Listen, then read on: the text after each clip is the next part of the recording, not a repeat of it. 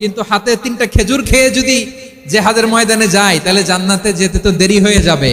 এই চিন্তা আসা মাত্রই খেজুর 3টাকে তিনি ছুঁড়ে মারলেন, তলোয়ার বের করে আল্লাহু আকবার বলে বদরের ময়দানে ঝাঁপিয়ে পড়লেন। আল্লাহর শত্রুদেরকে কচুকাটা করে এক পর্যায়ে শাহাদাতের সুধা পেয়ে নিজেও জান্নাতি হয়ে গেলেন। পড়েন সুবহানাল্লাহ। আমরা দুনিয়ার বুকে আমরা হয়েছি দুনিয়ার পাগল, ক্ষমতার পাগল, সম্পদের পাগল, খ্যাতির পাগল। বিশ্বনবী তার সাহাবাদেরকে বানিয়েছিলেন জান্নাতের পাগল। পড়েন সুবহানাল্লাহ। ওই জান্নাতে আমরা যেতে চাই কি চাই না? একা না সবাই মিলে? একা না সবাই?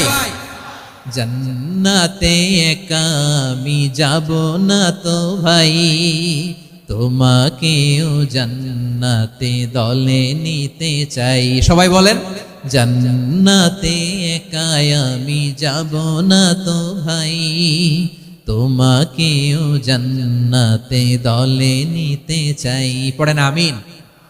সিলেটের এই ঐতিহাসিক এমসি কলেজ ময়দানে আজ রাতে এই চমৎকার রজনীতে আমরা যেমনি একত্রিত হলাম, আল্লাহর জান্নাতুল ফেরদাউসের জন্য আমরা একত্রিত হতে পারি। আল্লাহ তুমি কবুল করো।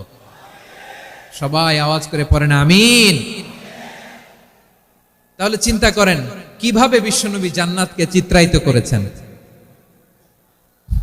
সাহাবাদের সামনে, কিভাবে চিত্রায়িত করেছিলেন তিনি, যে কারণে সাহাবারা জান্নাতের পাগল হয়ে গিয়েছেন।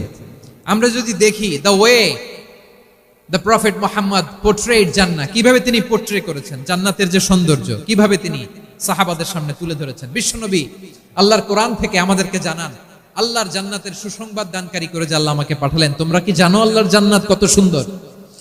কোরআন থেকে বিশ্বনবী আমাদেরকে জানান, ফালা তা'লামু নাফসুম মা উখফিয়া লাহুম মিন কুররাতি আ'য়ুন জাযাআম বিমা কানু ইয়া'মালুন।